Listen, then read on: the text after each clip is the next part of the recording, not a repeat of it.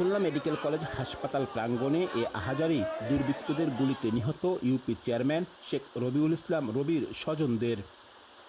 তারা জানান, শনিবার রাত 10টার দিকে খুলনার ডুমুরিয়ার গুটুদিয়া স্কুলের সামনে রবিকে গুলি করে দুর্বৃত্তরা। তখন উপজেলা আওয়ামী লীগের বর্ধিত সভা শেষে মোটরসাইকেলে করে বাড়ি ফিরছিলেন রবি। গুলির পর স্থানীয়রা তাকে উদ্ধার করে নিয়ে আসেন খুলনা মেডিকেলে। উপজেলার শরাবপুর ইউনিয়ন পরিষদের 3 মেয়াদের চেয়ারম্যান ছিলেন রবি। এমন হত্যাকাণ্ডে ক্ষুব্ধ এলাকাবাসী।